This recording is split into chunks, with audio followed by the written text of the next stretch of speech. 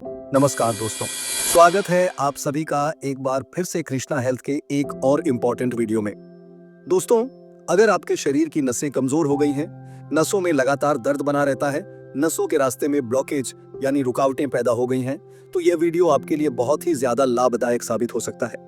अगर आपको उठने बैठने में परेशानी हो रही है, सीढ़ियों पर चढ़ने उतरने में तकलीफ हो रही है, सांसें चढ़ रही हैं, या फिर चलते समय पैरों की नसों में खिंचाव महसूस होता है, तो यह संकेत है कि आपकी नसें ठीक से काम नहीं कर रही हैं। अगर हाथ पैर में लगातार झनझनाहट बनी रहती है, या फिर आपको लगता है कि आपके हाथ या पैर शून्य हो गए हैं, तो यह भी नसों की कमजोरी की ओर इशारा करता है। आज मैं आपको एक ऐसा शक्तिशाली देसी नुस्खा बताने जा रहा हूं जो बेहद सस्ता है और केवल 3 रुपए की लागत में तैयार हो जाता है। इस नुस्खे के नियमित उपयोग से आप कुछ ही दिनों में नसों की कमजोरी, नसों में दर्द, नसों में ब्लॉकेज जैसी समस्याओं से काफी हद तक राहत पा सकते हैं। यहाँ तक कि जोड़ों के दर्द में भी बहुत बड़ा फर्क देखने को मिलेगा। यदि आपकी मांसपेशियों में खिंचाव रहता है, अकड़न महसूस होती है या मसल्स में पेन बना रहता है, तो ये नुस्खा उसमें भी कारगर साबित होगा। लेकिन सबसे पहले जानिए कि आपकी नसें वाकई कमजोर हैं या नहीं। इसे कैसे पहचाना जा सकता है? हमारे शरीर की नसें मस्तिष्क से लेकर शरीर के सभी अंगों तक न केवल खून पहुंचाने का कार्य करती हैं, बल्कि शरीर के अलग अलग हिस्सों तक आवश्यक संकेत और सूचनाएं पहुंचाने में भी मदद करती हैं। जब इन नसों में रुकावट आ जाती है या यह कमजोर हो जाती हैं, तो शरीर में ढेर सारी परेशानियां शुरू हो जाती हैं। हमें नसों में खिंचाव, दर्द और ब्लॉकेज के साथ साथ हड्डियों के दर्द का भी सामना करना पड़ता है। इसके अलावा कई बार स्ट्रोक आ जाना, अचानक चक्कर आना, शरीर में कमजोरी महसूस होना, डायबिटीज का होना, गठिया यानी आर्थराइटिस का दर्द होना, या फिर ट्यूमर जैसी गंभीर बीमारियों का जन्म लेना, यह सब भी नसों की कमजोरी की वजह से हो सकता है। जब नसें कमजोर होती हैं, तो सिर में लगातार भारीपन बना रहता है, सिर दर्द बना रहता है, मूड बार बार चिड़चिड़ा हो जाता है और नींद भी पूरी नहीं हो पाती। अब जान लेते हैं कि नसों की कमजोरी के लक्षण क्या हो सकते हैं, जैसे कि हाथ पैरों में बार बार झंझनाहट महसूस होना, हाथ पैर शून्य हो जाना, पैरों में भारीपन का एहसास होना, या फिर ऐसा लगना कि जैसे हाथ पैरों में चींटियां चल रही हो। ये सारे संकेत इस बात की तरफ इशारा करते हैं कि आपके शरीर में नसें कमजोर हो गई हैं। नसों में कमजोरी तब आती है जब शरीर में खून का संचार यानी ब्लड फ्लो पूरी तरह से नहीं हो पाता। इसके अलावा विटामिन B12 और फोलिक एसिड की कमी भी नसों की कमजोरी का एक बड़ा कारण होता है।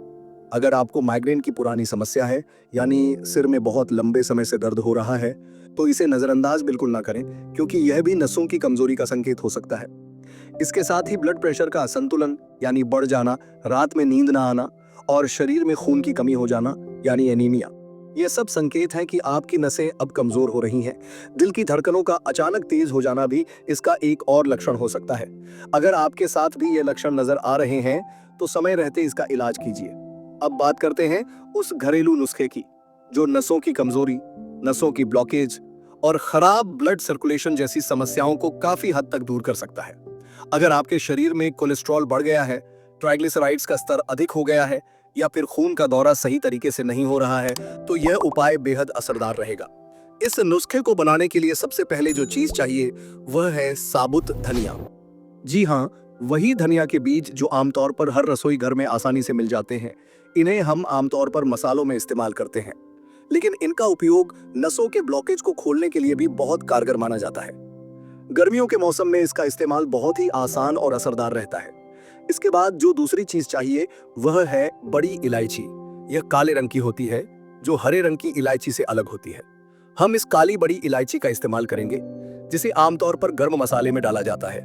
बड़ी इलायची ब्लड प्रेशर को संतुलित करती है, अनिद्रा यानी नींद न आने की परेशानी से राहत देती है, शरीर में खून की कमी यानी एनीमिया को दूर करती है और किडनी को साफ करके हेल्दी बनाए रखती है। इसके अलावा पेट की गैस, एसिडिटी जैसी समस्याओं से छुटकारा दिलाती है और पाचन तंत्र को मजबूत करती है, जिससे शरीर कई बीमारियों से बचा रहता है। शुगर के मरीज और हाई ब्लड प्रेशर के रोगी भी इसका सेवन कर सकते हैं। साथ ही यह सर्दी, खांसी और जुकाम जैसी समस्याओं में भी राहत देती है और शरीर की इम्यूनिटी को बढ़ाती है। अब अगली चीज जो इस नुस्खे में चाहिए वह है लौंग।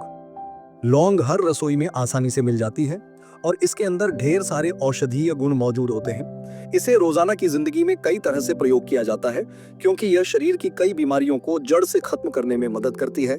लौंग शरीर में खून के प्रवाह को बढ़ाने में मदद करती है, जिससे नसें मजबूत बनती हैं, बंद नसें खुलती हैं, नसों में दर्द और शरीर की सूजन दूर होती है। यह डायबिटीज के मरीजों के लिए भी बहुत फायदेमंद मानी जाती है।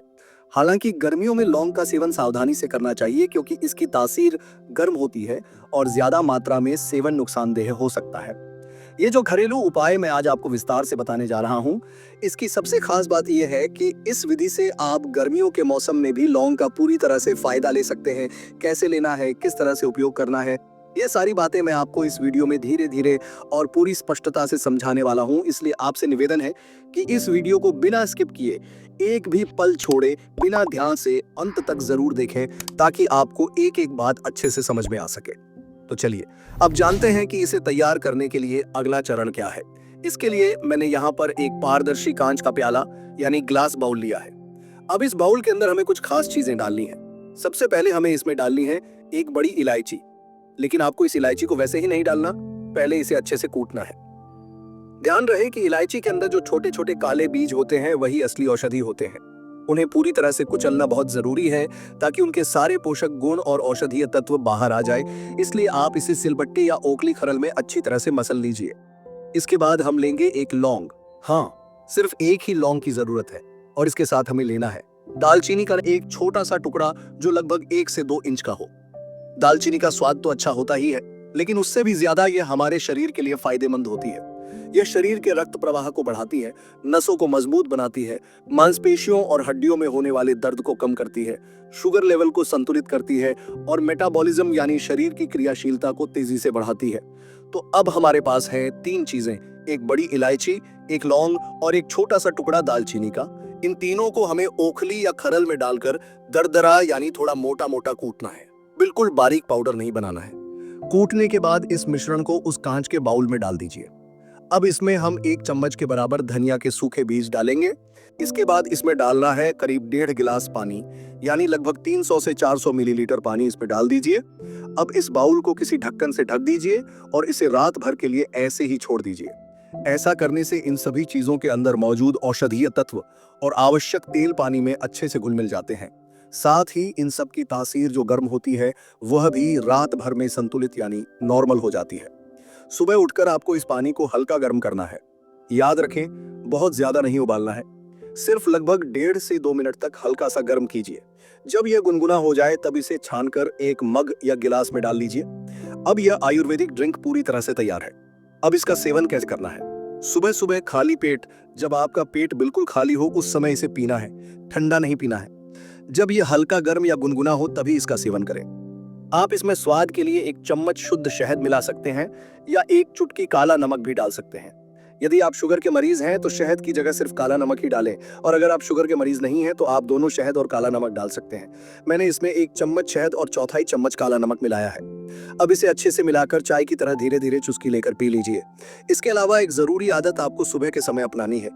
जब भी आप सुबह उठे सबसे पहले बिना कुल्ला किए, बिना ब्रश किए बासी मूंग 2 से 3 गिलास सादा पानी जरूर पीजिए। अगर 3 गिलास ना पी सके तो कम से कम 1 गिलास तो जरूर पीजिए। इसके बाद फ्रेश हो जाइए और फ्रेश होने के बाद ही इस हर्बल चाय का सेवन कीजिए। अब बात आती है कि इस उपाय को कितने दिन तक करना है। आपको इस उपाय को लगातार कम से कम 15 दिन तक जरूर करना है। अगर आप चाहें तो इसे 30 दिन यानी 1 महीने तक कर सकते हैं। इसके बाद हफ्ते में 2 से 3 दिन इसका सेवन जारी रखें। ऐसा आपको लगभग 1.5 से 2 महीने तक करना है। अगर आप इस तरीके से नियम पूर्वक इस घरेलू उपचार को अपनाते हैं तो आपकी नसों से जुड़ी सभी समस्याएं, जैसे कि नसों में ब्लॉकेज, कमजोरी, झंझनाहट या दर्द जैसी परेशानियां धीरे धीरे दूर होने लगेंगी। आपका ब्लड फ्लो ठीक से होने लगेगा, शुगर और ब्लड प्रेशर भी काबू में आ जाएगा। अगर आपके शरीर की तासीर गर्म है और इस हर्बल चाय को पीने से आपको पेट में जलन या गर्मी महसूस होती है तो एक छोटा सा बदलाव कर लीजिए। जब भी आप सुबह इस पानी को गर्म करने जाएं तो गर्म करने से पहले इसमें 1 चम्मच सौंफ जरूर डाल दीजिए। सौंफ डालने से इसकी गर्म प्रकृति कम हो जाती है और यह आपके शरीर को ठंडक भी देती है। एक जरूरी सावधानी, गर्भवती महिलाएं और स्तनपान कराने वाली माताएं इस उपाय को बिल्कुल ना अपनाएं। इसके अलावा यदि आप कोई एलोपैथिक दवाइयां ले रहे हैं तो आप इन दवाओं के साथ साथ इस उपाय को शुरू कर सकते हैं। जब आपको इस उपाय फायदा दिखने लगे तो दवाइयों को धीरे धीरे डॉक्टर की सलाह से कम करना शुरू कीजिए। और हाँ, केवल घरेलू नुस्खे अपनाने से नहीं चलेगा, आपको साथ में फिजिकल एक्टिविटी यानी शारीरिक गतिविधि भी करनी होगी। सुबह के समय हल्का योगा करें, प्राणायाम करें और शाम को कम से कम 30 मिनट की सैर जरूर करें। डाइट का भी खास ध्यान रखें। अपने भोजन में विटामिन B12 और फोलिक एसिड से भरपूर चीजों को जरूर शामिल करें, जैसे कि रोज 1 गिलास दूध जरूर पिए। दूध से बनी चीजें जैसे छाछ, दही, मक्खन वगैरह अपने खान पान में शामिल करें। दोपहर के भोजन में 1 कटोरी ताजा दही जरूर खाएं और अगर आप चाहें तो इस दही में 1 चम्मच भुने हुए अलसी के बीजों का पाउडर मिलाकर खा सकते हैं। जब आप दही और अलसी के पाउडर का एक साथ सेवन करते हैं तो यह आपके शरीर की विटामिन B12 और फोलिक एसिड की कमी को दूर करता है और साथ ही साथ शरीर को ओमेगा 3 फैटी एसिड भी प्रदान करता है, जिससे आपकी नसें हमेशा ताकतवर बनी रहती हैं। तो इस तरह से आप शरीर में जमी हुई गर्मी, नसों की कमजोरी, ब्लॉकेज, झंझनाहट, सुनपन और कोलेस्ट्रॉल जैसी समस्याओं का इलाज घर बैठे कर सकते हैं। अगर आपको यह वीडियो अच्छी लगी हो, इससे कुछ सीखने को मिला हो तो इसे लाइक जरूर कीजिएगा और अपने दोस्तों और परिवार के साथ भी शेयर कीजिएगा। धन्यवाद।